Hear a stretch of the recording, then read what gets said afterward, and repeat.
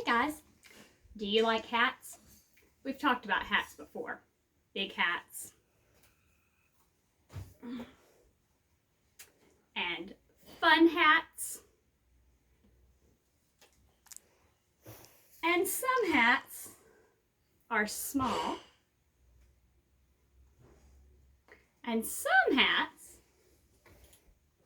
are for maybe the winter months.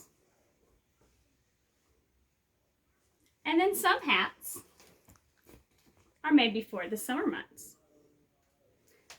But this story is about caps that you would wear for any season. And it's about a man who sells caps. Caps for Sale by Esphyr Slobodkina.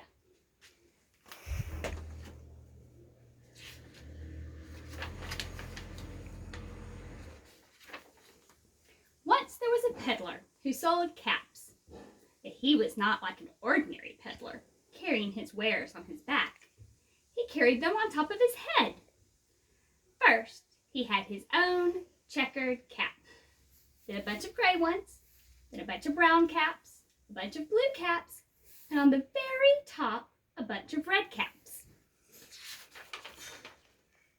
He walked up and down the streets, holding himself very straight so not to upset his caps.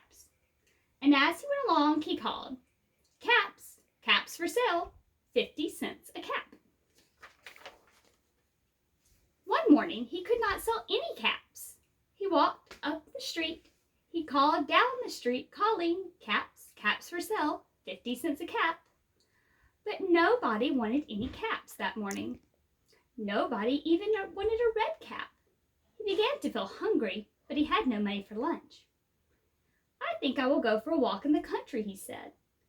And he walked out of town, slowly, slowly, so as not to upset his caps. He walked for a long time until he came to a great big tree. "That's a nice place for a rest," he thought. And he sat down very slowly under the tree and leaned back little by little against the tree trunk, so not as to disturb the caps on his head. Then he put up his hand to feel if they were straight. First he checked his own cap, then the gray, then the brown, then the blue caps, then the red caps on the very top. They were all there, so he went to sleep. He slept for a long time. When he woke up, he was refreshed and rested. Something's missing. But before standing up, he felt with his hand to make sure his caps were in the right place. All he felt was his own checkered cap. He looked to the right of him, no caps. He looked to the left of him, no caps. He looked to the back of him, no caps. He looked behind the tree, no caps. Then he looked up into the tree, and what do you think he saw? On every branch sat a monkey. On every monkey was a gray, or brown, or blue, or a red cap. The peddler looked at the monkeys. The monkeys looked at the peddler. He did not know what to do. Finally, he spoke to them. "You monkeys, you," he said, shaking his finger at them. "You give me back my caps." But the monkeys only shook their finger back at him and said, "Tsk, tsk, tsk, tsk."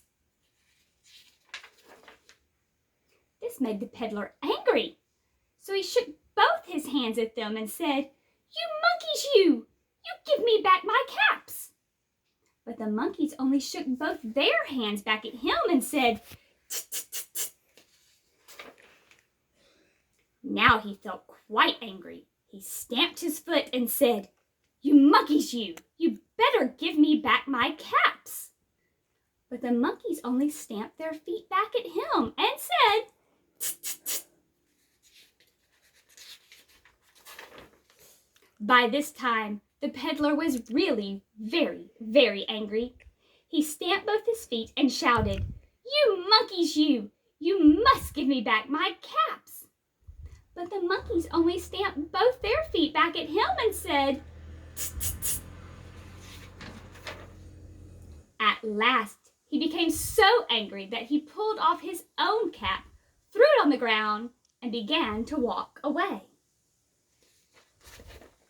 But then each monkey pulled off his cap, and all the gray caps, and all the brown caps, and all the blue caps, and all the red caps came flying down out of the tree.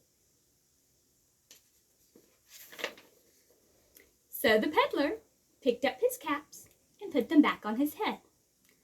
First, his own checkered cap, then the gray caps, then the brown caps, then the blue caps, then the red caps on the very top. And slowly, slowly, he walked back to the town calling, "Caps, caps for sale, 50 cents a cap." The end. So, after kind of playing monkey see, monkey do with the monkeys for a little bit, he finally got his caps back. Kind of like wearing a cap, don't you? Maybe we should all go back to wearing wonderful hats, or fancy ones. What you think? Go and play with a hat. Bye, guys.